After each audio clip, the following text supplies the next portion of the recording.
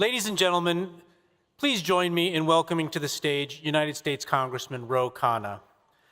Congressman Khanna proudly serves California's 17th Congressional District, representing the heart of Silicon Valley. With a background as an educator, author, and former senior official at the Department of Commerce, he brings a distinct perspective to national governance. In Congress, he's an energetic champion of policies to create economic opportunity, advance workforce development, and ensure the technology sector benefits all Americans. Congressman Khanna, thank you for joining us. Thank you. First, I want to give a shout out to my friend Mukesh Aghi. Mukesh is an incredible leader. Let's give him a round of applause. And I think he had coffee with me when I was at 3% in the polls about 10 years ago, and has been a family friend and just a wonderful leader. And I appreciate Preeti on my team for helping me with the U.S. India Council. Now, you know, I'm not one to mince words. I sort of tell things as they are. The U.S.-India relationship has been at the lowest point in the last 30 years. Trump's policies of getting into a war in Iran has been utterly destructive. It has been utterly destructive to the prices in India of gas. Talk to Jaishankar if you don't believe me. The idea that we engaged in a unilateral war without our allies, without even consulting Europe or Canada or India, and made a mess of the world, has hurt our credibility.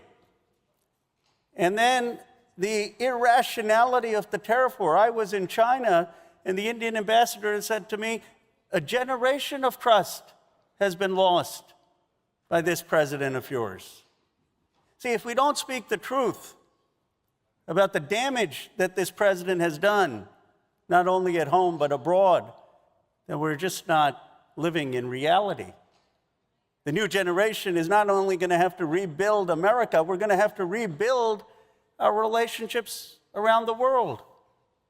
And I contrast one of the greatest presidents with arguably the worst president in our history, FDR, with Donald Trump. And what was the difference? See, FDR actually believed in the self-determination of people. FDR was a supporter of what my grandfather was doing, Amarnath Vidyalankar, working with Lala Lajpat Rai, working with the Indian independence movement in jail in the 1930s, in the jail in the 1940s. And when Winston Churchill said that the British Empire should not set, FDR is the one who said, Churchill, you're wrong.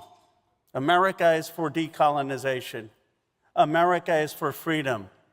America is for being a good neighbor. America is for the principle of human rights and liberty, not just in the United States, but around the world. That's when America was seen as a moral leader of the world. And when John F. Kennedy was president, when we talked about self-determination and decolonization and working together with other nations to solve global poverty, to go into space, to solve disease, not through dictating by our might, but by inspiring from our ideals. That's what inspired people to come to America. That's what inspired my parents to come to America. That's what inspired so many here to come to the United States. And now you have an America that has forgotten that moral vision, that has a foreign policy of might makes right, threatening not just Iran, threatening Cuba, threatening to conquer Greenland. And we're having dinner as if everything is normal. Of course it's not normal. You know, who cares about the partnerships of this and that when this president is literally destroying America's leadership in the entire world? And the demagoguery about immigrants, the demagoguery of this president in talking about the lack of immigrants coming into the United States. I mean, how can we sit here and not condemn his policies on what he has done with student visas, with the demonization of talent coming to the United States, with the sense of no understanding of the history of the civil rights movement and how that paved the way for the Immigration Act that allowed us to come here. He talks about leading in AI. 38% of the top AI researchers are of Chinese origin. 72% have foreign degrees. And this is a president who doesn't understand that we need to be recruiting talent, not turning talent away. And what is the good news? He's a lame duck. The Democrats are going to win decisively in 2026, and we're going to win in 2028.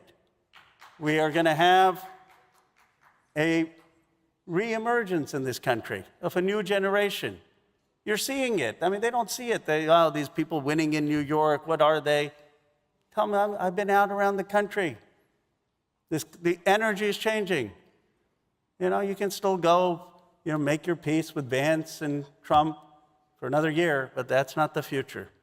It's not the future of this country. If you don't believe me, just get out there. See the anger that this president has caused in this nation. And so the hope is that we're going to reemerge. After the Civil War, we had the 13th, 14th, and 15th Amendments. After Hoover crashed the economy, we had FDR. After George W. Bush, we had Barack Obama. America has a remarkable capacity for self-correction. Our destiny is to be the first cohesive multiracial democracy.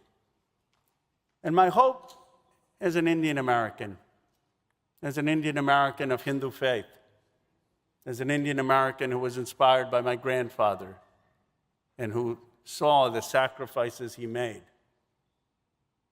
as people who, whatever we do, we'll pale in comparison to the sacrifices that my grandfather made, pale in comparison to the sacrifices that the founders of this country made, that those who fought in the Civil War made, or in World War II made, or were beaten on the Edmund Pettus Bridge made. My hope is that as we talk about the U.S. India relationship, we talk beyond what the defense relationship is, what the economic relationship is, what the investment relationship is. We talk about what the relationship needs to be in terms of our highest values. The values of seeing human freedom flourish here and around the world. The value of seeing self-determination flourish here and around the world. The values of seeking a world that is at peace, working to solve civilization's problems. At its best, that's what America is. And at its best, that's what Indian Americans should be. It's not about a blind alliance. It's about finding an alliance that will further the values of civilization and humanity. That is the work I hope to do, and I'm really honored to have the opportunity to share some remarks. Thank you.